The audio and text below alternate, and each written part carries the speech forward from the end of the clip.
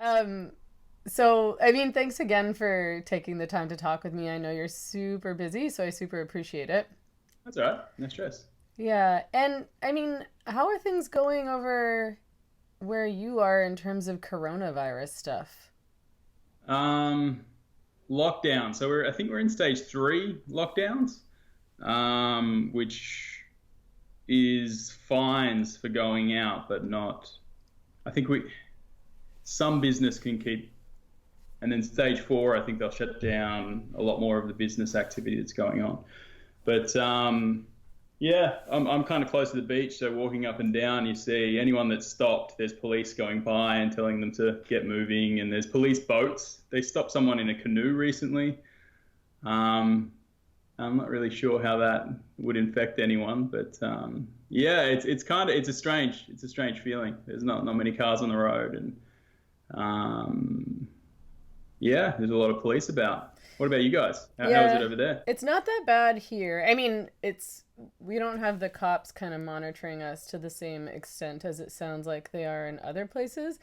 Yeah, I mean, the canoe story is kind of funny because you'd think that would sort of like epitomize social distancing. Like exactly. in It's a like, boat isn't by yourself in the ocean. the safest place in the country is just out there in there. Yeah. Yeah, you couldn't possibly Um, breathe on anyone. well, yeah, I can't tell what was going on out there, but he'd just been stopped. So, and they were there for a while. So I wonder if they were writing him up a ticket. Yeah. There's something wrong with that. I'd be really pissed off. I'd do something about that if that was me. As Yeah, in, I'd take him to court or something. I mean, yeah, like they aren't finding people just, I mean, I go for walks every day. I'm in Yeah. Vancouver, Yeah. and I take my dog for walks every day. I've gone for walks with other people at, a distance, like to just sort of Yeah. yell at my friend from across the sidewalk. Like you can still go to the park, you can still kind of go to the beach. I mean, I think that you would probably encounter trouble if you were like in a group of people having a get Yeah. together or a party or something Yeah. like Yeah. that. But it definitely Yeah. doesn't feel like you don't feel like you're being monitored by the cops when you're out and about, or I have Yeah. not witnessed that at all here in any case. Yeah. Um, so it sounds like things are a bit different in Australia, and it sounds like things are a bit different in the UK too. I've heard similar reports from the UK as to what you're saying. Yeah. Yeah. They're pretty tight on stuff over there. Yeah. Um, so I mean, I guess for people who don't have any idea who you are, who might be watching, maybe you Yeah. can tell us a bit about yourself. All right. I'm a filmmaker, I guess. That's the way to describe myself. And I got interested in activism in general, really, and then here in Melbourne, and I started hanging out with at protests and things like that, and then I started noticing an activist group um, shared an aesthetic and a language, and you would know them, social justice activists, and yeah, I just got interested in them, and a lot of them had PhDs and were in positions of power. So I was like, what the hell is this? What is this thing? And so I started monitoring them online and at protests and things like that, which led me to the academy. You kind of follow the language and concepts upstream to the academy. And I started sitting in on a lot of gender studies classes, speaking to people in that area of academia. Um, just trying to figure out what was going on, really. And then it was interesting. I went from that to getting a second opinion on what was going on in these disciplines, and all the people, like people within statistics, philosophy, all these disciplines outside of the cultural studies disciplines, and it was almost as I stumbled into I guess it was an intellectual or academic underground. It was initially when I started talking to these people, a few of them took me off their official university accounts to actually speak to me via email. And I thought that was very strange. And then I'd go in and meet them to have discussions in their offices, and it was always hushed tones, and they closed the door behind themselves. And I was like, "What's going? There's something strange going on here." And I started speaking to more and more people on the other side of this who had problems with what was going on in the academic disciplines around gender studies. It's just cultural studies, pretty much, identity studies. And eventually that led to me I knew that there was something big going on and I wanted to find a film in it. So that's why I'm sniffing around in all these strange areas. And a film fell into my lap, I guess. I was looking into all this stuff, and then I got put in contact with Peter Boghossian and James Lindsay, who told me about a secret project that they were just about to start. They hadn't started writing yet, but they were submitting hoax articles to journals within these disciplines that I was trying to figure out at the time, to test their political bias, and because they were the most vocal, they were vocal about, while other people had problems with it and they were talking about it in hushed tones, like James and Pete were out in public speaking about their disdain. I'd say it's probably a bit strong, but it was actually. They were very angry at these disciplines. And so they told me about their secret project, and then it was clear that they were interesting humans as well. It's fascinating people, these guys. All academics are a bit strange and interesting. So I had my characters, I had my landscape for the film, I had a goal that they were working to. So I decided this is a film I want to make, and then it just opened up this strange academic world that I've been, I guess, trying to figure out ever since. It's very complicated. Mm-hmm.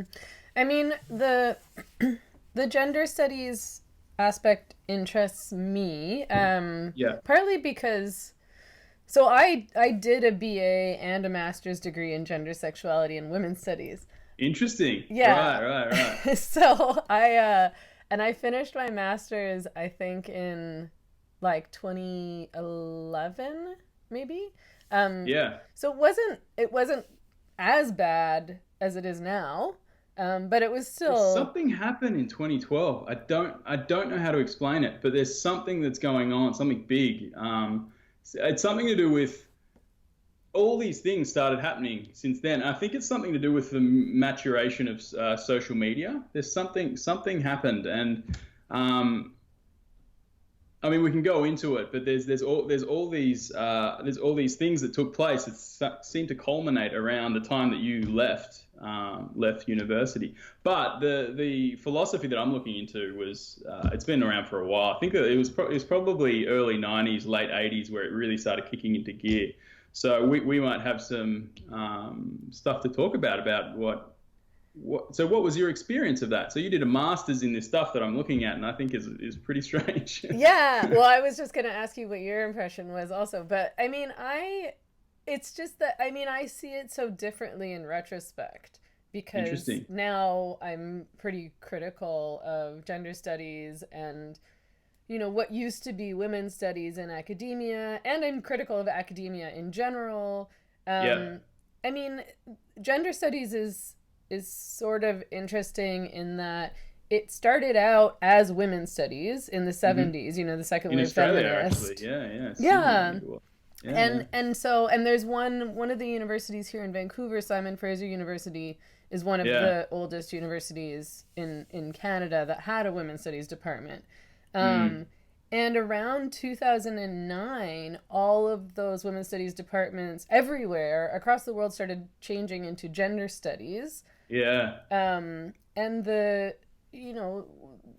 curriculum changed, and the kinds of stuff that the students were studying changed, obviously, and it became more centered around what I call third wave feminism. I don't know how common that is to regular people. I don't know if that means anything to regular people. Like, it's queer studies.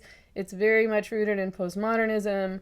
To me, Simone de Beauvoir, like that kind of. Well, and even the essence later, of female is the other. Like it came about oppression rather than gender, right? Like I think that's where it moves. It became very centered around. To me, it became centered around like academic jargon, which I have like a major issue with. So it just became about all these words that mean nothing, and people repeating these words back and forth to each other. So like, you know, queering heterosexuality, all these essays full of words that say nothing.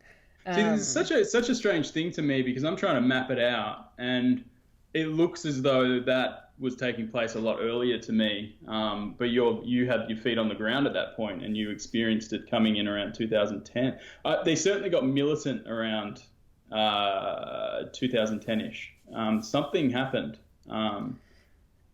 But yeah, it seemed because I'm looking straight at it, right? So all this stuff is bubbling up in the 90s, throughout the 90s, where you get and the kind of literary criticism, like there's a lot of it bubbling up in that world, and then it all kind of moves into sociology and starts taking over. Yeah. Yeah, I mean, to me, it sort of seems like looking back and sort of studying this kind of stuff now, outside of university, it seems to me like it became more rooted, or it became less rooted in reality, essentially. It became less rooted in the material reality of women's lives and, you know, about the political movement that is feminism and the history of that and, why women fought for these rights and how discrimination was actually really happening, not just, microaggressions and all these all these questions around identity and empowerment and choice and sort of imagining. I'm not even sure how to explain it, but privilege. it seems to be rooted in nothing. It seemed to me like almost as though we all became so privileged that we didn't have anything concrete to complain about. And that's not to say that women don't have things to complain about. I mean, women are still prostituted, prostitution and the sex trade is huge, probably bigger than ever. People are raped, or women are raped all the time. Domestic abuse is still a huge problem, but the third way wasn't talking about this stuff. Fruit, right? Like all the low-hanging fruit's gone. Like it's if you really be an activist now, really, I think if you're living in reality, a lot of your stuff is kind of administrative. Like you're not Nelson Mandela, you're not Mary Wollstonecraft, all these people. You're not a suffragette, you're a cleric, and you're doing like little inching into the system as best you can, and doing social work and doing hard work. Like it's actually rolling up your sleeves and doing something. And so, I really do think that all these movements seem to be winding down in terms of glory, and there was a lot of difficult kind of I guess it's there's not a great deal of status in the work that was left over, and this new postmodern thing came in, and all of a sudden it's this cosmic battle between good and evil again, and people are charging into the streets like the suffragettes, and it's like, you got too much energy there. Like that's not what this is anymore. So that's cool that you were in it then. You were and I enjoyed it. I was into it, and I still am. Like I'm still fighting for women in much of my work, and I still am criticizing the sex trade and prostitution and pornography and all these industries and systems that I think are incredibly harmful. But I'm questioning a lot of what I ingested and learned in all of that. And I'm questioning aspects of feminism and feminist ideology that I hadn't questioned in the past. But I wonder, so what year was it that you started like sitting in on gender studies classes and what other classes were you sitting in on also? It was gender studies to start, and I started speaking more to professors and things like that. So it became an interest around that 2012 mark. What started happening, because my day job is I've had many day jobs. Well, one of them was cameraman for the news, and I'm just noticing all this stuff. Like it seemed to me that there was a seismic cultural shift afoot. But one of the early instances of it was we had these rallies in Australia, which were kind of unite to fight the right, and pre-social media. Because I've done this job since university, so quite a while, and which means I'm at all the rallies and stuff like that. And it seemed as though the political action was pointed. They wanted something specific, and the social media change was unite to fight the right. And I'm like, what the fuck is that? And they've got like people saying with kind of posters for gay marriage. Others are like down with this, and so it was this big collection of causes, and I was like, well, they don't actually have it. They were actually there to it was a lot of counter protests to rallies that right wingers would set up, just these little. It's like five right wingers and a small gathering, and then you look on the other side, and there's like 500 people from the counter protest that were there, and they were holding up like, you guys are Nazis, and going crazy. And I was like, this is very strange. This is something else. And so I started looking at that. That's a moral community. They were singing songs, and they were there. It had this kind of music festival vibe to it. It wasn't about achieving anything. It was about getting together with your friends, and there was some kind of energy in there that didn't match what they were trying to achieve. Like, they were here to fight right-wingers who were like five guys who were rallying to do something or other. And so that was around, I'd say that all that stuff started happening around when social media was turning into something. And so it's been an interest since around 2012. But I would say that I only really started getting into it, I'd say probably about 2016 is when I started sniffing around and talking to people and sitting in on classes and things like that. And it was late 2017 where I met Pete and James and really started taking it seriously and spending a lot of time actually trying to study what was going on there in terms of the academy and the ideology. Yeah. So what was your impression of the gender studies classrooms that you were sitting in on? It didn't strike me. I mean, it's all very bland when you're there. Like, it's all very bland and straightforward. And it's like, yeah, okay, that's the thing. Like, they don't get into much. But it was the interactions with the professors that I'd have afterwards. They were very. I was just asking. I mean, it's kind of strange. You got a random guy coming up to you and asking you questions, but they were very standoffish, unnecessarily so. And there was all this emotional energy in the air.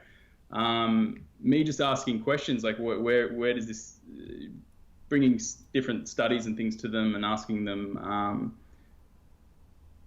bunch of questions, but it was the emotional energy that was in the air. It was people, you couldn't really sit across with them and have a decent discussion. They wouldn't keep eye contact with you. They wouldn't write back. No one would let me record anything on either side of this, right? Even the other people.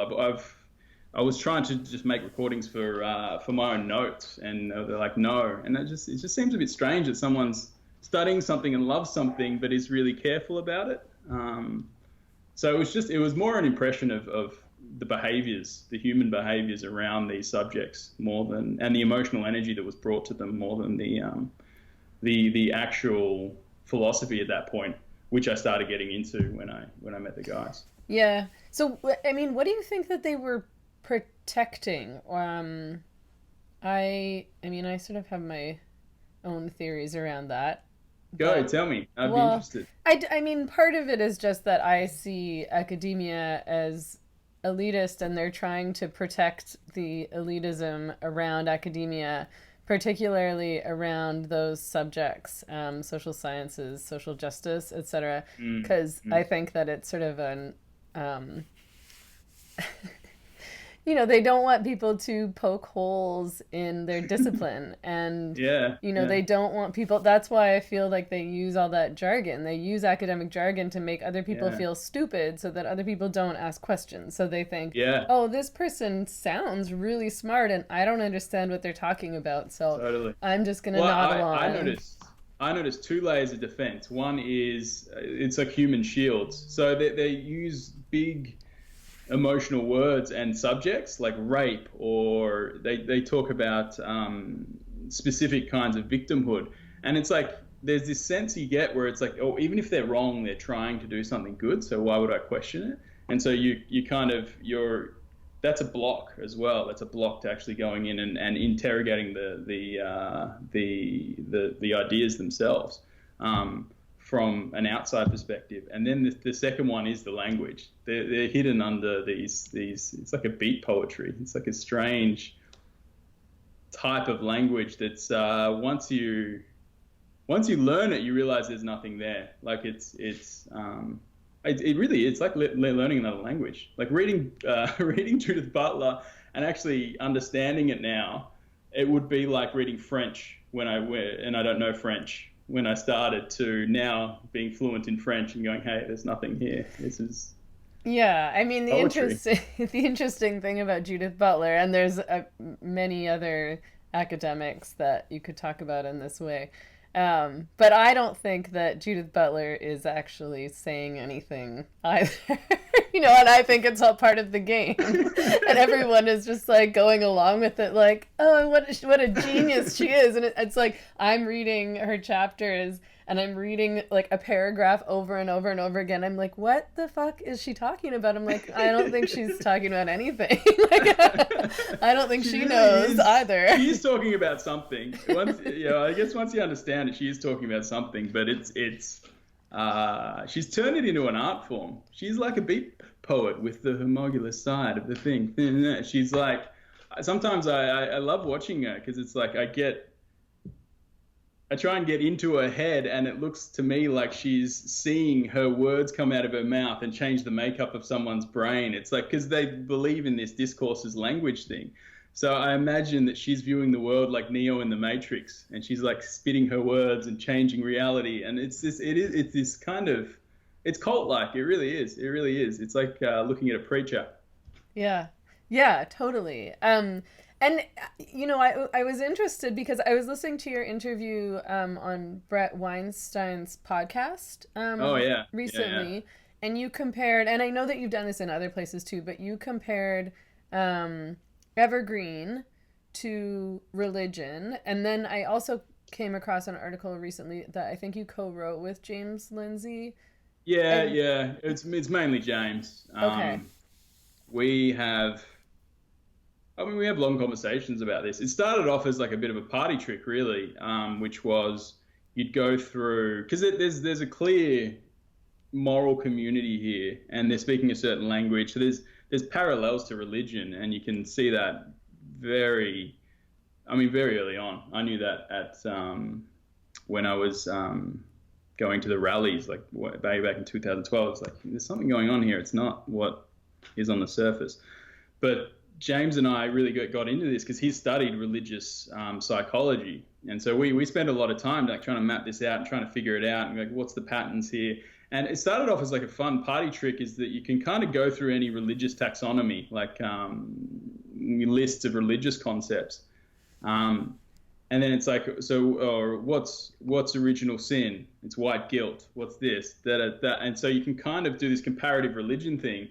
And early on, it was like, oh, this is a fun party trick. Like, we were doing it for shits and giggles. But after a while, you start to go, hang on a second. There's actually something here. There's, I think, some of it's bullshit. Some of it's just teasing social justice warriors. But I'd say like 6 out of 10 of these concepts that we're playing with, you could delve into, do a doctorate, and then come out with something that's solid, something that people would go, holy shit, that's legitimate. Mm-hmm. Like a comparative religion.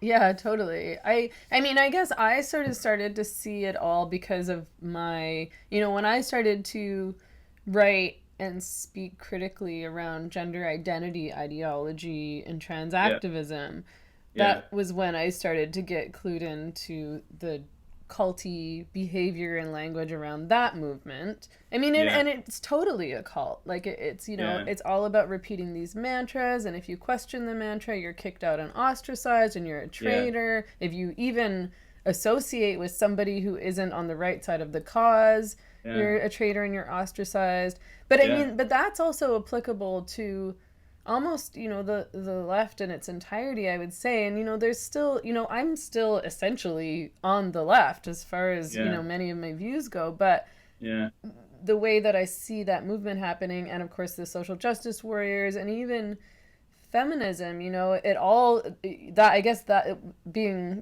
thinking critically about that particular movement opened my eyes in terms of what was happening in the left in general and in feminism.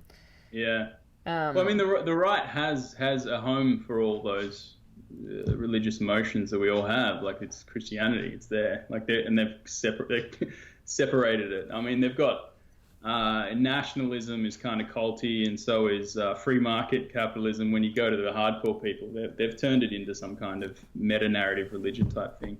But I think there is a lot of in tough times, people tend to kind of gravitate towards these moral communities, and then you'll see like these religious things type behaviors forming. But you can definitely tell. I've been trying to figure out what the containers here are, and so I think, broadly speaking, couldn't call it a religion, but the kind of moral framework that we all operate in, definitely the left operate in, is humanism. It's humans getting together to remediate suffering of other humans using science or whatever, using human ingenuity. There is no God, there is no afterlife. We all loosely live there. And then there's a smaller container, which is this social justice stuff, and it's a moral sect within a bigger sect. So you're going to see some religious behaviours, probably with the volumes turned right down, in the bigger container, but you're going to see some really concentrated and quite obvious strange religious behaviours within this sect. And so if you look at another, I've been likening it to, you've got Islam, and then you've got the Wahhabis, who have a strange reading of the text. And they're very, very strange. So you've got this kind of sectarian battle that's going on. So I think that you've got a wider moral community on the left, which you're talking about. You're seeing some of these behaviors, but they're just human behaviors. Like, that's kind of it's how morality works, really. And when it clusters, strange things bubble up. But we do have a sect, a kind of humanist ISIS type thing that is causing a lot of issues. Mm-hmm. I think, anyway. Some people probably think I'm a madman. I mean, I guess I'm always interested in where things started to pivot or where things started to change, and I can never figure it out. But I mean, I guess I wanted to back up a bit and talk about your film, which I didn't know about it until The Atlantic picked it up. I'm ashamed to say. Digilante. That's old. That's very old. Yeah, and I feel bad saying this, but I didn't know about it until they picked it up. No, you shouldn't. It was a very strange. So we did that way back in 2015. So they picked it up recently. I think it's one of those kind of lost films.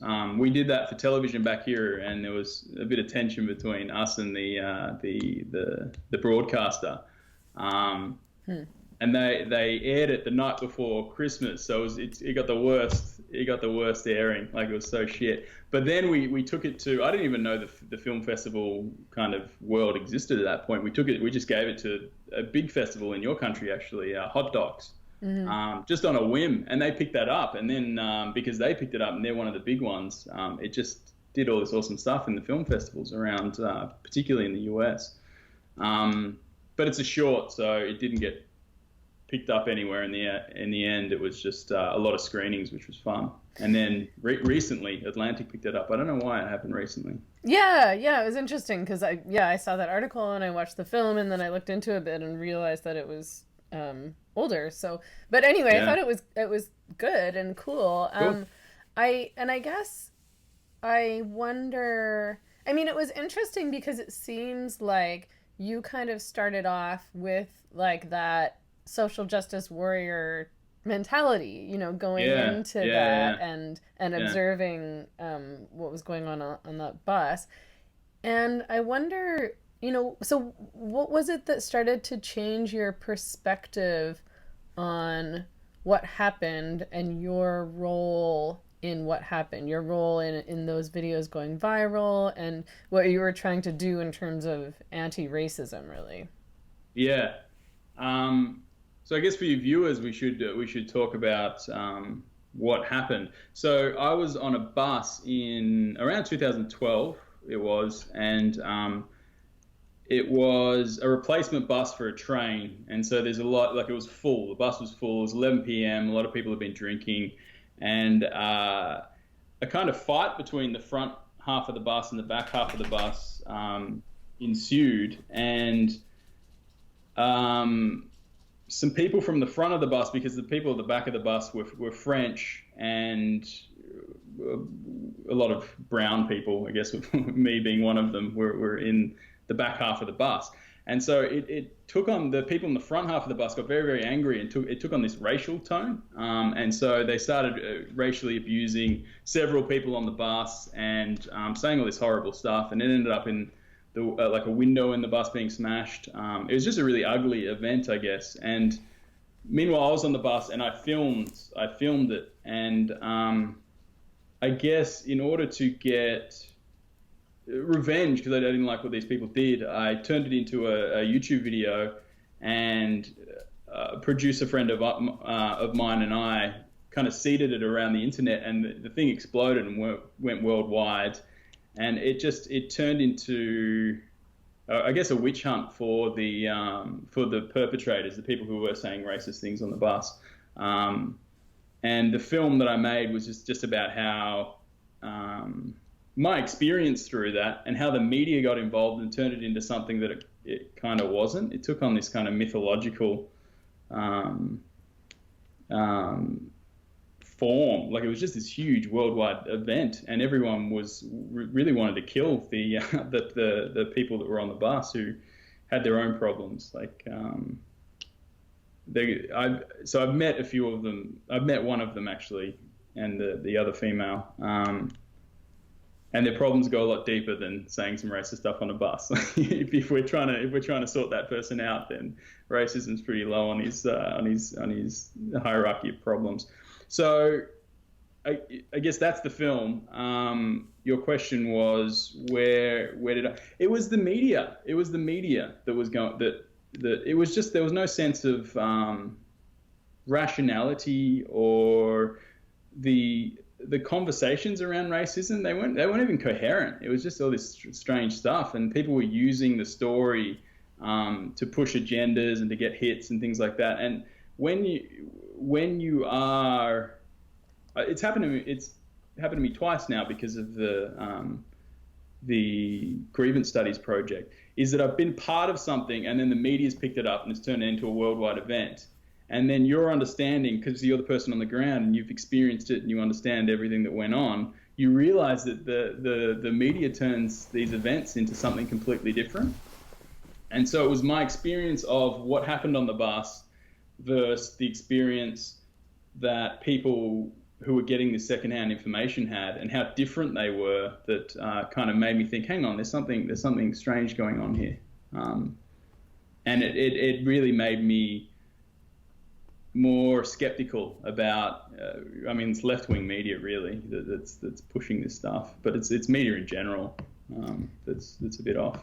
Yeah, it's funny. I've had this sort of realization semi-recently, in the past, I don't know, few years or something like that, it's not just the right-wing media that's biased. No, that the left-wing media and the liberal media, and of course I'm aware, like I have a background in journalism and of course in women's studies, I'm aware that the media is biased, but I was sort of in that lefty cult where it was like, these people are totally biased and we're the neutral ones. Yeah, and it was with such they're so sure. That's the horrible thing, is because I work with ABC a lot, and a lot of their stuff is so skewed, and they're just so angry at the other side. I'm like, you're playing the same game. Like, it's not. I don't give a shit. I'm just after the truth here. But you guys are playing a similar game. I don't know why you're behaving that like I'm objective in some sense. I think a lot of it's something you have to go through a lot to realize how skewed the media is now. I was at a war museum recently, and there was reports from the 30s, the war, so the 30s and 40s, and I was like, holy shit! I was reading this newspaper, and it's just a list of facts, and it was like I couldn't even read it as a newspaper, because now we've got all these pros and all these kind of theoretical angles that they're taking on it, and no, it's just a list of facts. I'm like, oh wow, that's news.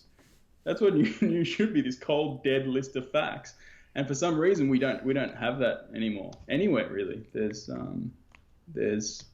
trying to do something with it. There's something between the facts and the interpretation of it. It's the hermeneutics changed, it's become political.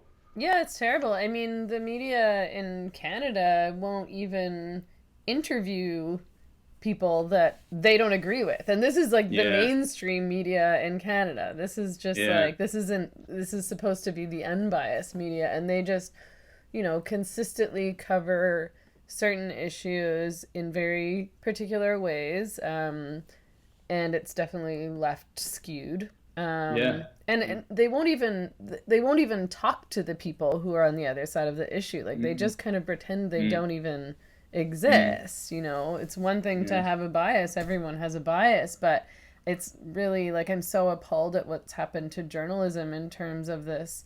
We've just decided that people will write entire articles about a person or an event and not interview the person that they're writing the yeah, article about, yeah, right? Like, yeah. or It's not go to the so event it's organizer. well, working for the news, and I don't want to be too mean here because I think that there are good journalists, but there was so much. So working as a cameraman and an editor for the news, once you understand the camera, it's very like it's almost autopilot shit. So it's quite a simple job, which affords you the ability just to kind of sit back and observe the news gathering process. And there was a lot of things that took place that made me think that. So you'd get the story at the start of the day, and once we had the story, I know what it would look like by the end of the day. It was paint by numbers. So it's like these journalists, they're kind of operating in a loosely like a templated approach, and it's like they don't know that they're doing it. For instance, one of them was she was a young journalist, so it's more obvious there, but it's just easier to see, I guess. Which was we went to Melbourne Cup, which is the big horse racing festival here. We do it every year, and it was we were sitting there and about to record her piece to camera, and it's like Jonathan Pye. It was so spot on. We were just having a chat. I was like, it's really dead this year, don't you think? There's not that many people. There's like not a big energy. So there's a conversation around how dead it was, how like there was nothing there, and it was different from what we'd usually experience the Melbourne Cup to be. I hit record, and she immediately, and here we are at the Melbourne Cup with the glitz and glamour, and it was just the exact opposite of what we'd said just before I hit record. And I'm like, that is an instance of, and there's an even worse story. This was when I was just starting to get into it. There was a lot of Indian students that were getting attacked on public transport. So it happened once, and then it became a story, and then they start, it's like a franchise. They start telling the same story. It's another Indian student, and then they go and start speaking to people from India's immigration and politics, and they turn it into this big thing. So there's the story, there's the template. We went out and we had a conversation with someone who had witnessed the beating, the altercation, and then he said, "Oh, another person got beaten around the corner." And then the journalist said, "Oh, was he? What nationality was he?" And the person says, "Oh, I think it was a white guy." It's like, all right. And she didn't follow that thread. That changed the whole story. Like that one piece of information meant that it wasn't a racially motivated attack. It was just a guy who was going around and beating. Think about what that does to the story that goes out in the end of the day. It's like aggregating all these beatings of targeted at Indian students, and it's like, no, these are just incidents. Like maybe there's some other factor involved here. Maybe Indian students are working late and they're on transport, and we've got a violence problem on transport in general. Maybe it's not racially motivated at all. So there is just time after time you would notice that the journalists were operating in some kind of templated approach, and it's not necessarily, they just can't see outside of the templates. Mm-hmm. And you can use that. We use that with the grievance studies thing, because we knew that it was going to be this big media event.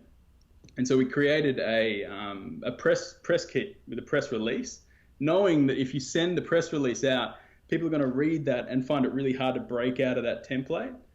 So as a result, this grievance studies story was fairly reported on. Okay. Whereas if Slate or something wrote the first article, then everyone would follow that template, and then it would be misogynist, racist people attacking gender studies. But it wasn't. Like we actually got some really fair press. Not all of it was fair, but more fair than you would expect. So they're all just operating in these templates. Yeah, I was going to ask you what the reaction to the grievance studies stuff was. I mean, it seemed to me like obviously there were a lot of knee-jerky responses from the left, and I'm sure from people within those disciplines. I mean, what? Oh, yeah. What happened? That's my first question, actually. What happened in terms of the response from academia? So from the disciplines that you all were criticizing.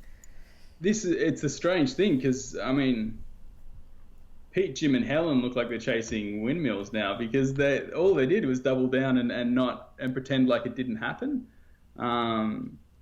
So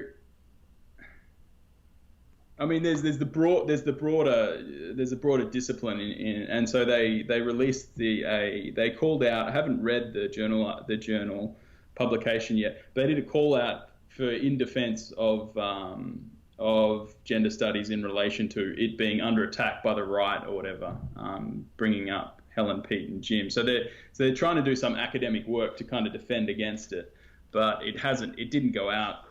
It didn't get a great deal of coverage, and I don't think within the discipline many people have acknowledged it at all. There's kind of like this shutting down. An interesting thing that happened to Pete in particular was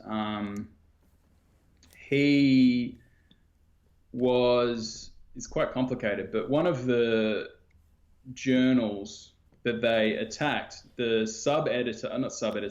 secondary editor, actually worked with Pete at PSU, and so he had this group of scholars within PSU. I'm not going to say it was headed up by that person, but maybe. Anonymous scholars, like 10 anonymous scholars, they wrote this letter to the students and published it in the student newspaper about how Pete was Donald Trump or something like that. They were likening him to Donald Trump, and it was just so weak because it was like, we are the committee for student well-being or something like that, and then they said at the bottom, we don't want to say our real names because Pete will we don't want to invite death threats and things like that. And so there's been, Pete's workplace is very uncomfortable for him because so it's what you would expect. It's all beneath the surface, but there's a big denial of what took place. So that's within the academy. Outside of the academy, they became famous. So there's this huge media circus that was built around them, and I mean, they're kind of soldiers of fortune. Like the media, the right-wing world loves the shit out of them, and they're the only ones who are helping them get their message out there. Why do you think that these disciplines still exist? You know, what are they for?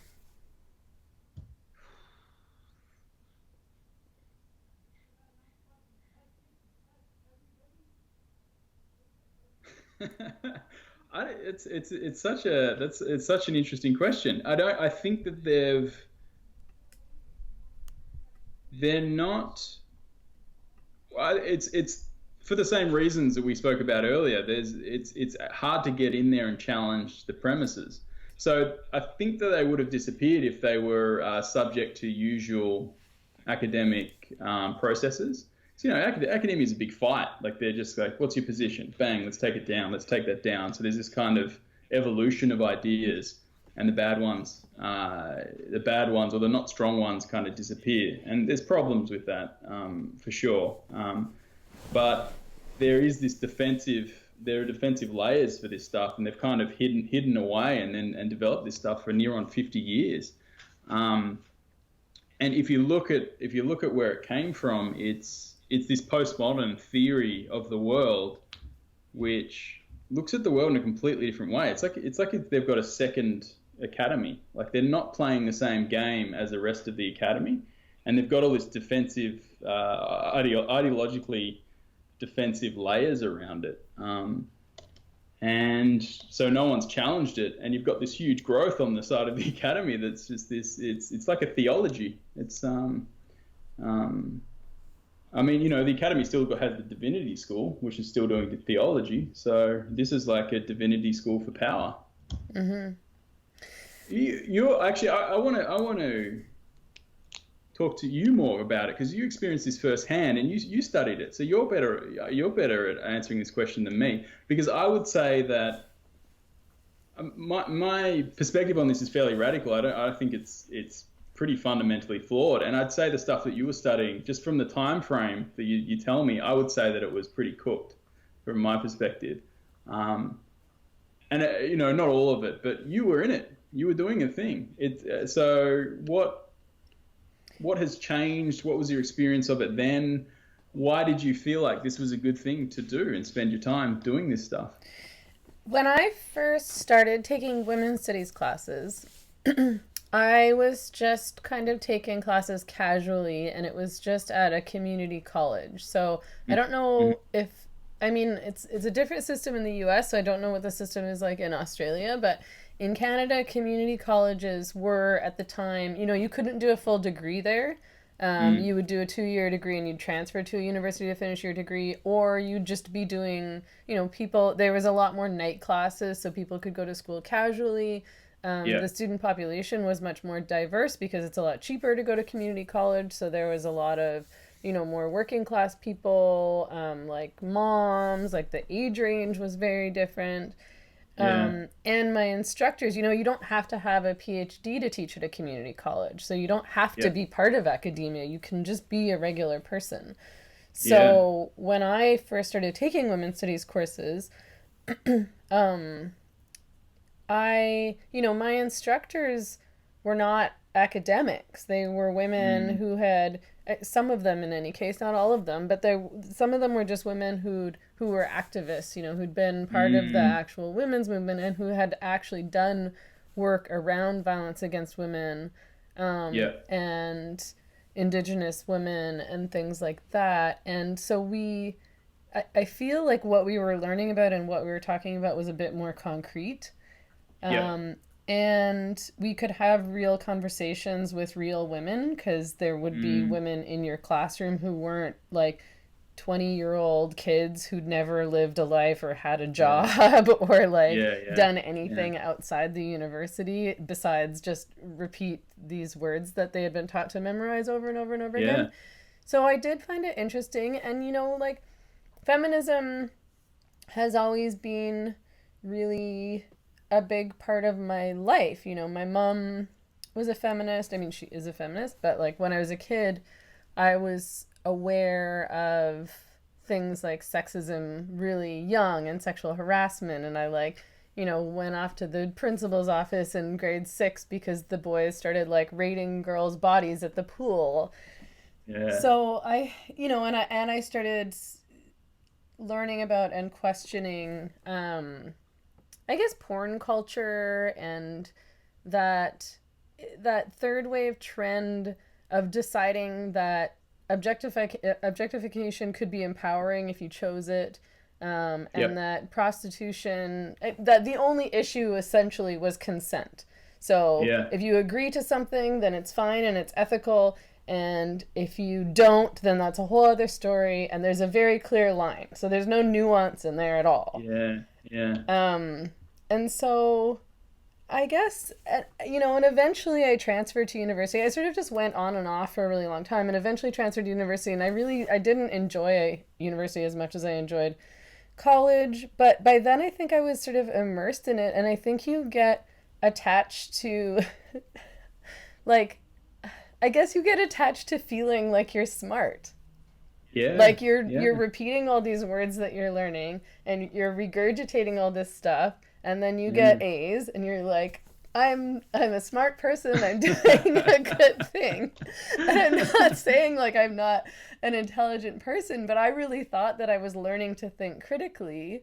And, I was also Oh reading wow. texts Yeah, that I I think found that's. interesting, but I think you've hit on something big there because so in undergrad, I studied media and communications, and so my undergrad was the communications aspect of it was Foucault was all through that, and so I had one teacher who was definitely pushing me in that direction, and I realized that it was a game we could play was find a cultural artifact, look at the power imbalance in it, and then cite Foucault, and then I'd get high distinctions. And I never put much effort into university. It's not my thing. Like it's too structured. Um, but all of a sudden, I'm just getting these HDs, and it's like bang, bang, bang. And then at the end of the course, she was like, "Hey, do you want to come and do your honors?" And I mean, it's kind of like an intellectual molestation. I felt like now that I look back at what was going on there, because I was like you. It was like, oh wow, I'm showing a knack for this. I'm very smart, and I wasn't putting any effort into it, but I was getting these HDs, and oh, someone has offered me the honors, and so there's all this kind of social regalia that they were offering me. And now that I know what was taking place there, she was trying to turn me into an activist, and there is this creepy aspect to that, I think, where she knew more than me and she's recruiting. She was recruiting, and so that I think there's an element of that, right? So, particularly with the if you look at this discourse's postmodern way of thinking, they have special knowledge. So they have knowledge that the rest of the world, elitism is built into this thing because everyone everyone's default is racist and sexist. And the right. only way to not be racist and sexist is to understand that the default is racist and sexist, and then do a bunch of work and learning in order to um, behave differently and change that racist and sexist default to become an activist. So automatically you get this kind of in group, this Gnostic kind of in group that is elitist. It is outside of the racist and sexist norm. It has an elevated sense of morality because everyone is born with original sin. We're not. We're the chosen ones. And so there is this kind of draw to that, and that's why when you see these activists, they're so holier than thou, and that seems to be spreading along the left in many different ways. There's this elitism that's kind of emanating from this discourse's way of looking at the world. Yeah, totally. I mean, and the left has become super elitist because I feel that it keeps regular people out in the same way that academia or that part of academia keeps like regular people out. People who aren't educated and people who don't have that language and who don't have that framework already because they can't speak the language properly, and maybe they ask No, uncomfortable questions by accident because they don't know that you're not supposed to ask those questions. They don't know yeah, that you're not allowed to criticize other cultures. I learned in women's studies essentially that you're not allowed to question, non-Western cultures, essentially. And they don't say yeah. that outright. That's just what you learn. Yeah, yeah, yeah. You're So only that, do you know allowed where to. that goes to? If you trace that back, that's post-colonial theory, Yeah. and that's so it's interesting. You got postmodernism, then you got all these branches that come off it, and then which are these? It's a mythology is the way I'm looking at it. I think it's a good way to describe it. It's these stories about the world which have a moral aspect to them that aren't necessarily true, but are kind of true. It's like a materialist mythology, and that's one of them. Because of course you're allowed to criticize other cultures. I don't. It's not. I don't know why when you start really interrogating it, it's like, well, why shouldn't we? Why are all cultures the same? There's some bad parts about some cultures, good parts about others. We can talk about them, and it's these are just different values. Yeah. I mean, I guess part of it, I mean, this is a really oversimplified way to describe it, but it's like the way to absolve yourself of your sin of being Western or middle class or Mm. white or, you know, cis or whatever it is that, all these designations is to only hate yourself or where you've come from. Yeah. So, I grew up really hating America. I mean, I'm Yeah. Canadian, but like it's appropriate and encouraged and applauded to hate the Yeah. US and even to shit on Canada, like to be like, "Oh, well, Canada is also racist and sexist and horrible and oppressive and police state and authoritarianism." And I'm sort of Yeah. like, okay, like, yeah, there's lots to criticize in Canada, and of course racism happens here, but it's like you should Yeah. probably maybe go somewhere that actually is a police state.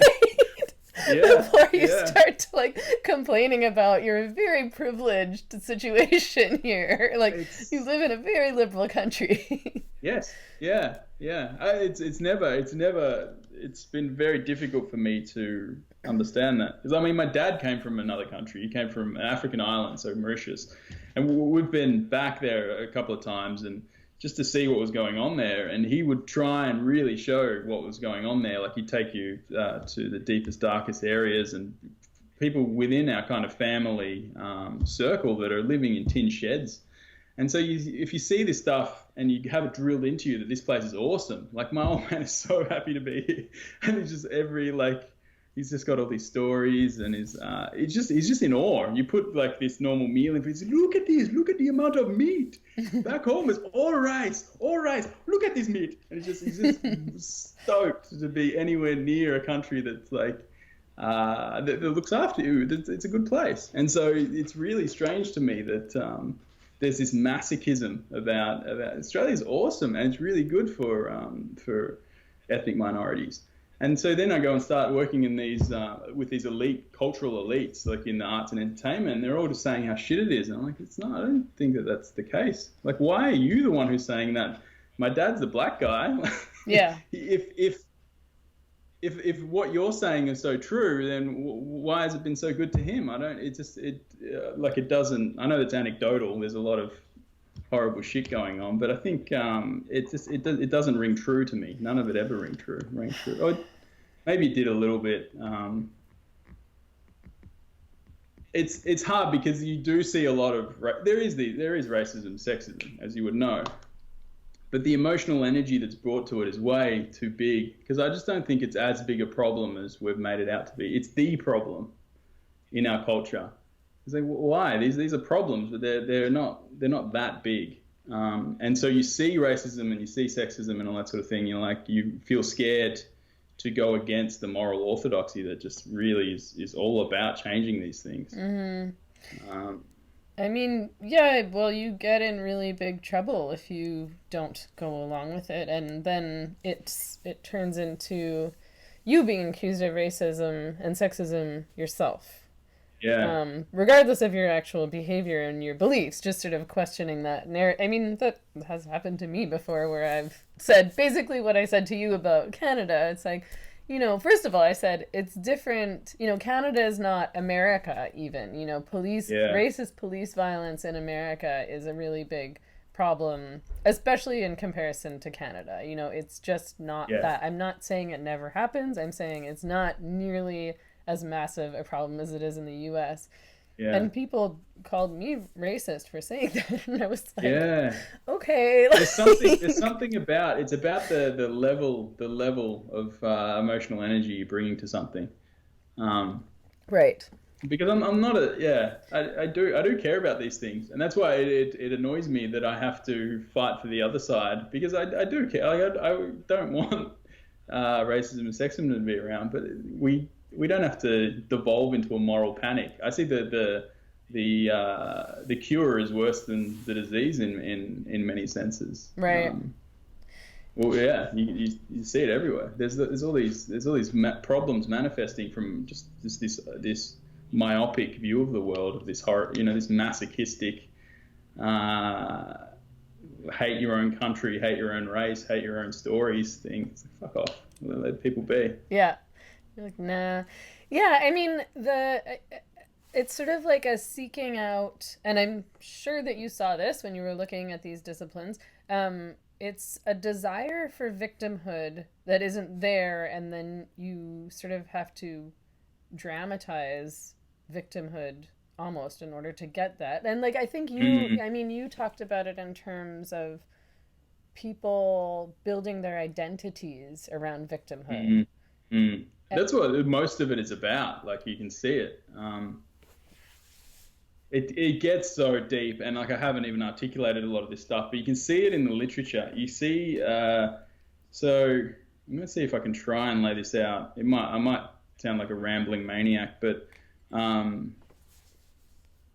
postmodernists were so skeptical. They were skeptical of everything. Skeptical of our language is controlled by powerful people. All these narratives of nationalism, capitalism, even Marxism, all the big isms, like all the big stories, these grand meta narratives, are all false. They're all bullshit because there's all this conflicting information about them. And so you get into this when you really ingest the postmodern stuff, you get into this kind of nihilistic state where you can't believe anything. And you're in a state of pure experience. You're not trusting anything that's anyone saying to you or anything like that. It's just you and this experience of the world. And it's this big soup of experience I've been talking about. And what you've got is in the late 80s is a group, several scholars who are saying, like, we still want to be activists. We don't want to. What do you do when you're in that state? You shoot yourself, or I don't know, go and take drugs, become nihilistic, and you don't really have much to do, right? Like you can't. And so they start talking about, we still want to be activists, but we can't deconstruct everything and then be activists. We can't deconstruct all these identities and all this sort of thing and say it's not real, because otherwise how the hell are we going to be activists? And so you get this sense that through several papers, I think Kimberly Crenshaw is probably patient zero on this thing, but you see them pinning down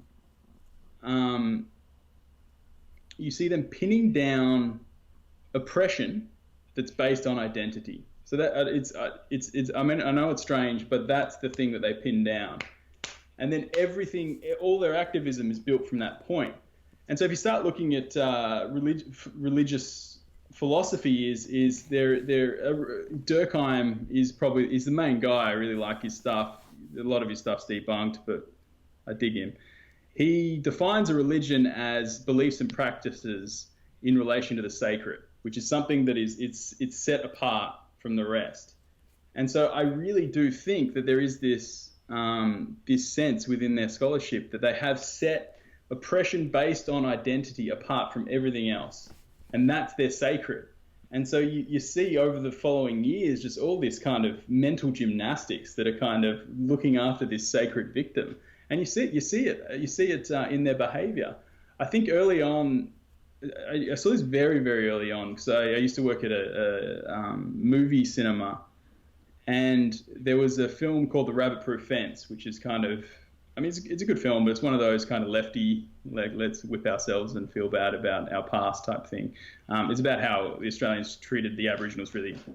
They stole a generation of kids, which is horrific. But anyway, it's like, what is that, 12 Years a Slave, or one of those type films in that genre. And so there was a group of Aboriginal students that came to this screening, and they were speaking in their native language. And there's two just hardcore lefties. They were wearing skivvies. You can just tell what kind of humans they were. And they were looking at this Aboriginal kid who was just speaking his language, like, oh, who is this amazing creature? What is this gift that has been bestowed upon us? And they started talking to him like, what a lovely language you have there. God. Oh, what is that you're speaking? And I'm looking at this Aboriginal kid, and he's looking at me, what the fuck is going on here? And they're in the presence of some magical creature. And it was such an odd, it stuck with me, because it was like this, they were so afraid of being racist that they became racist. They were treating him like this angel, and we're just looking at each other going, what the fuck is going on?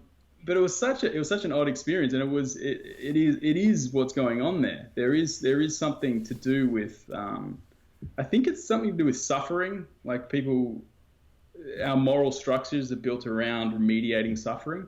but it's the identity aspects of it and the mythology that's grown out of this, that's in these disciplines. It's all built around the sacred victim. And I mean, you see manifestations of that. Well, you've noticed yourself. You were just saying earlier. Yeah, I mean, what's happened, it's sort of like a different form of racism because, you know, these white academics or these white activists, not that they're all white, but a lot of them are white in Vancouver.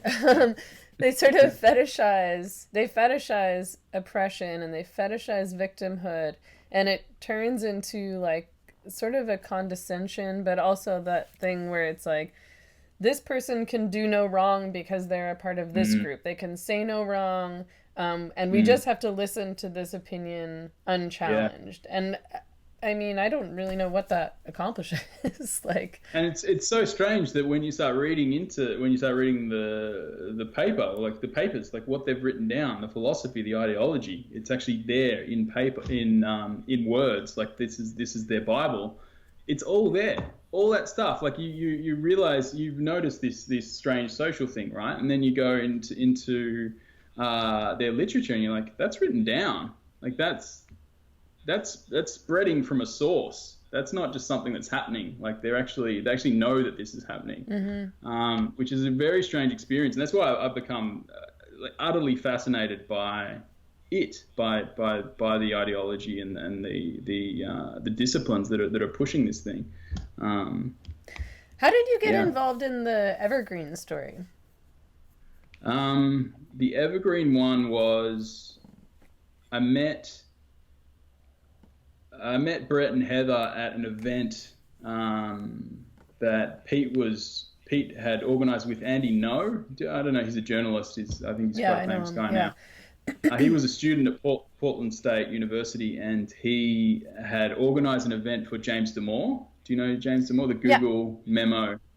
And he pretty much organized this event it was in defense of James Damore, because I think he got treated very badly in the media, and he got fired by Google for sharing a memo about gender differences that he's a bit autistic, so it wasn't sensitive, but what he was saying wasn't wrong. And so he got fired for perpetuating gender stereotypes. And so Pete and Andy had seen this, and then they organised this event to kind of defend him. And so Helen Pluckrose, who's a feminist historian, and Heather Hying, was part of the Evergreen State College debacle, who's a biologist, went and had this conversation to kind of defend James Damore. And then I met Brett and Heather there, and I'd loosely known about the Evergreen story, but I was quite fond of them. I like them as humans, and so I started looking into it a little bit more, and I saw they had written a piece about it for the Washington Examiner, because a lot of the reporting on it was just was more or less the vibe you would get if you entered into the media space and you did a bit of research on a surface level was, for some reason, students lost their shit at Evergreen State College. It was just some weird protest to do with Brett. But then they had written their account of the events, and it was very different. Like, it was very much a top-down thing. The administration were very involved in what took place there. And there was a video in it of an event that Evergreen State College had filmed, it's in my series. You kind of have to watch it if you're listening to this and you haven't seen it. But it was, they had this kind of, they were boarding this canoe of equity that was going to this magical land of equity, and it was pretty much spot on with what we're talking about. It was such a religious-like ceremony that it was, and plus I'd been reading all this stuff at a time, and I was getting the sense this is really like a faith system. It's not. This isn't science. This isn't what I thought it was coming in. And then to see this service that was like a church service, and I was like, holy shit, this is all adding up. And so I really wanted to get that piece of footage into my film that I'm making about the Grievance studies debacle or affair. Yeah. So tell me more about that, the film. So that's been the ongoing thing that I've been working on. And that's why I'm doing all this homework, because maybe not. I'm just interested in this stuff, and I'm making a film. So that's the film. It's about the project of Helen Pluckrose, Jane Lindsay, and Peter Boghossian, which we talked about earlier in the conversation. And I mean, it's just about everything that we've been speaking about. So it's about their journey through it, the media involvement in the release of their hoax project, and I'm tying in the Evergreen thing as best I can. I might not get the canoe thing in there. But yeah, I'm supposed to be wrapping that up soon, and I was hoping to. We were on the verge of getting the distribution thing all sorted out, but we're living in epidemic times now, so who knows? Yeah, it's tough. Did you receive any backlash for your involvement in all of this? No, I think I've been flying under the radar a bit. I'm just trying to think. Like, someone was trying to get up some Reddit forums that were shitting on me a bit, but other than that, no, yes, in terms of looking at this stuff as career opportunities here in the Australian industry. You can't say that it is because I'm looking into this stuff, because I have no proof. But there's an awful lot of doors closing down, and opportunities that I would have otherwise had that have kind of disappeared. And so I think that I can't say that without looking like a kind of paranoid guy. But I do really think that I've damaged some whatever career path I would have had within the arts and entertainment world here in Australia. So that it's all quiet. It's all beneath the surface. Yeah, and I think that's often the way it happens, and it's sort of like, you can't necessarily prove it, so you do kind of feel a bit paranoid, but you can you get that feeling, and people sort of drop off, and people politely decline in various sort of vague and nonsensical ways and things like that. And then every now and again, something like, we'll have conversations with my sisters or something like that, and something will pop up, and it's like, oh no, you've misunderstood. And it's like, so that tension's, it's a paranoid state to be in, fighting the moral orthodoxy. Yeah. Because you're chasing windmills in a way, and there's all these whispers and things going on around you, and you don't know how you're seen. Like, even dating, people disappear, and it's like, oh, was that because they've done a Google search on me, or was that because I'm not the guy that it's paranoid. It's a paranoid feeling, and yeah. A lot of it is probably paranoid, right? Like, you're probably pattern matching a lot of the stuff, but that there's a certain amount of it that's true. You're not part of someone's moral community, so they're not going to look after you. Yeah, I mean that's happened to me enough times. Where it's like, I would never. Yeah, I don't know. I don't think I can date like normal people date at this point. I couldn't just like be on like, I fucking hate Tinder, so that's not necessarily an issue for me, but I couldn't just like have my name and picture on Tinder and just go on dates with random people, because it's like, are they here to like troll me or to like check me out? Because people know who I am in Vancouver, and I'm not saying I'm that famous, but it is people have kind of search away, right? Yeah, like, totally. I knew your name. I haven't done a great deal of research, but I knew who you were before. Like, I knew your name, but I didn't know what your name was attached to. So and you look, and there's a lot there. Yeah, and I'm luckily, I guess I'm sort of like clueless, because often I'll be in social situations and things like that, and afterwards, my friend will say like, oh, like, sorry, like, so-and-so is being rude to you. It's because she thinks you're, a bigot or a TERF or whatever. And I'm like, oh, I didn't notice. Okay. I don't care. But, like, you never know if the people around you, like, you're paranoid. You're like, do they know who I am? And they hate me, or do they have no idea who I am, and I'm just being like self-absorbed and it's not like that's coming from nowhere, right? You have 3 or 4 of these experiences, and people explicitly saying something to you, or and then you start going, oh, hang on a second, am I tarnished now if I just fuck my my internet presence? Like, who knows? But there's also a lot of people that, like, there's so many people email me saying you're awesome all the time. Like, that's cool. I like that. I mean, I think most people are kind of on board with this stuff. If you talk to people in real life, like once you start talking to people about any of these things, I find that people get really excited, and because I think that a lot of people feel like they can't talk about it. So they meet somebody that just talks about it openly, and they're like, yeah, like this is so fucked up. Like it's like, and then they're like, blah, blah, blah, and they're like so thrilled. They really light up, don't they? Yeah. Like they just, and I feel bad because I think that, especially for younger people, I mean, people my age are probably, they feel less insecure about saying uncomfortable things. They still do, but you know, I think that, you know, people who are kind of like in their 20s and stuff, from the sounds of it, so often, and especially when they're in university or college, they feel like they can't even talk to their friends about this, and they can't be honest about what they think with even their friends, never mind, you know, their political communities or whatever, and in the classroom. And I just think that's so awful and depressing. I mean, you're just self-censoring all the time, and well, you're a liberal. You're actually liberal, right? Like that's the essence of it, is just let people be, and even if they're conservative, you have to let them be. Like that's the thing. It's like you're like, being a liberal is looking after the people that say things you don't actually want to hear. And that's what's gone. And I mean, the liberal part of the left is what made it cool, I think.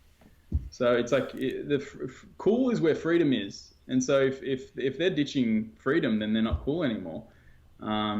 And I think that's how we'll win it back, is that all the cool people will go where the freedom is. But we'll see. Who knows? It's, especially with this pandemic, what the fuck is going to happen after this? Yeah, it remains to be seen. I'm very curious. I'll let you go really soon. Sorry, I know I kept you for a long time. No, it's cool. Yeah, I should head soon. But yeah, what else you got? I wanted to ask you a little bit about cancel culture, and then we can end. But mainly, so, you know, because I watched the film Digilante again just before this interview, and cool. I was, just to kind of remind myself, and I mean, this is so common, but the hatred and the desire for violence against these two guys, the drunk guy who was you know, threatening this woman, Hayden, and the red-faced guy. I mean, I don't understand. I genuinely don't understand that extreme hatred. You know, there's lots of people that I disagree with, and lots of people that I think are shitty or whatever, that I don't like for whatever reason, but I can't relate to wanting to punish someone that badly. Like the red-faced man, you know, he lost his job and he was homeless for a while, and it's just, I feel bad for him, and the way that people were talking about these two guys online, like, I hope he dies, like, I think they hope their kid died. Yeah, just the worst, the most ugly. Like, let's line them up and execute them kind of thing. Like, do you think that is genuine? Do you think that those people actually believe that or want that? Or are they just saying it? Like, I think, I mean, there's a bit of both. There's like the trolley people who are just like, they get off on saying, you know, I'll take a moral stance and like, I'll say the worst thing. I think that's a thing that, I mean, I kind of understand that a little bit. I think that that's a big part of the trenches of the internet, you know, your 4chans and stuff like that. There is this draw to say the worst possible thing. And I mean, as a teenage boy, I would have known that. Like, there's something fun about saying the worst possible thing. And so I think that there is definitely a level of that. But it's not even just in comments. It's just people's behavior in, like, just totally destroying someone and being okay with, you know, more broadly, with people losing their jobs for just slip-ups and things like that. And it's like, what is actually going on there? And I suspect that it's something like... we can punish the evil out of the system. Because if you believe in this discourses thing, then you believe then the act of speech perpetuates perpetuates these ways of thinking. So if only we can lock down the way, this is where PC comes from, if only we can lock down and speak about things in a certain way, then a new generation will come and be untainted by all the horrible discourses, language, and the way we talk about things. So there's a purity in the youth. And so there's this thought where I think it's kind of based in utopian thinking, because if all your goodness is wrapped up in some kind of utopia, then you can be really cruel in the now, and you're doing it to justify something in the future. And if you look at all the horrible shit that was going on with the Nazis and the communists, you see that thinking. It's I'm doing this horrible thing in the here and now, but it's because there is a moral justification for what it will do, where it'll bring us. And that's why you should be very scared of utopians, because all their morality and all their goodness is tied up in some kind of heavenly enterprise that they're heading towards, and they're horrible in the now. They're terrible in the now. And so there is an element of that at play, but who knows? I don't know what's going on. Like, I'm not, the feeling of revenge, maybe as a younger man it was, I felt a lot, but I don't really feel like it's not a strong feeling in me. Revenge. Yeah, me neither. Yeah. Where do you see all this going? I mean, I mean, in light of all the COVID stuff, but also just in general. I mean, do you think that identity politics and cancel culture are gonna stick around much longer? Yeah, it's got too much infrastructure around it. There's too many people whose careers kind of they're trained. That's what they do. And so there's a lot of infrastructure. And so when you look at it, the bricks and mortar of the universities, and another thing that I was saying, 2012, you see this kind of popping up of all these 501(c)(3)s, these non-profit organizations, which are really into this type of activism. And for some reason, it was usually the right wing that were operating in these non-for-profit who were getting private funding for their political agendas. Something happened in 2012 where they became a little more left wing. And so the more you look at this landscape, you see how much infrastructure is built around this thing, and you're like, Jesus, like, I don't know how you turn that around. There is too much there. And plus the postmodern thinking is so ubiquitous at the moment that you're like, well, this is where we are now. So I think there'll be a different version. Who knows where it'll go, but I'm not. We live in a different world now, and we're probably going to have to live alongside something of this nature for as long as we're alive, I would have thought. Whether it's got power or not, it's a different thing, but it'll be around. Yeah, I'm sorry to hear that. This is not the positive response I wanted. What I'm joking. What do you think? Because I don't know. That's just my perspective. I don't know. I don't know. I'm not good at predicting the future, I've realized. I'm terrible at predicting elections. Terrible at it. Especially when you're in it, it's hard because, I start to think, oh, people are getting sick of this. They're not going to put up with it anymore. But, then it's not going anywhere at the same time. Like, people are questioning it and people are pushing back against it. But I don't, you don't see that impacting academia and these nonprofits and legislation and policy. But they are getting more crazy, and the thing inside the scholarship is it's not hidden underneath that dense academic language as much anymore. So if you start looking at the more recent stuff, they're speaking more plainly, and so everyday people can start going, hang on a sec, what the hell is this? And so...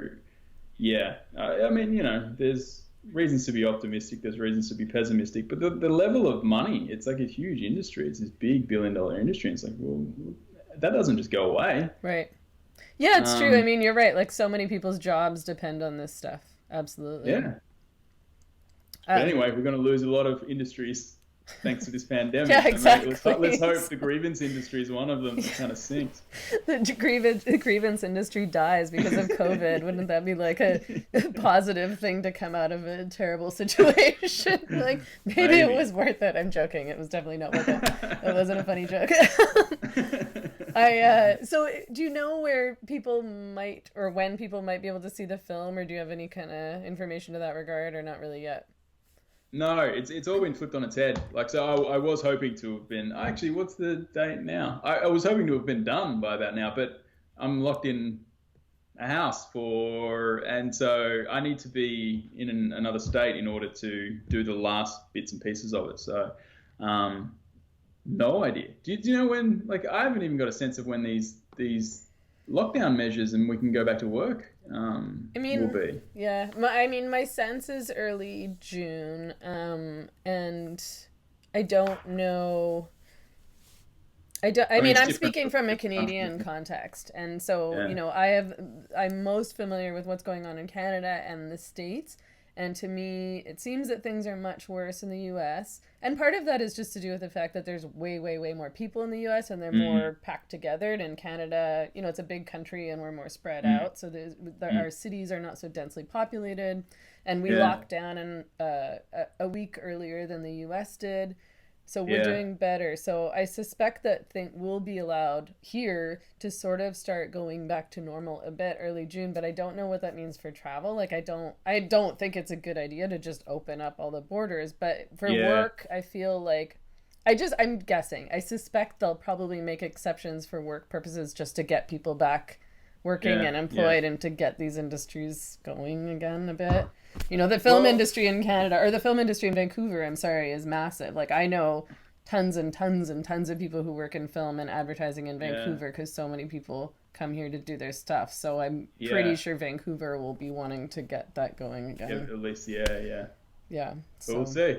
Yeah. So, prediction, I don't know, actually, late in the year. Because then the distribution process, it was already slow with festivals.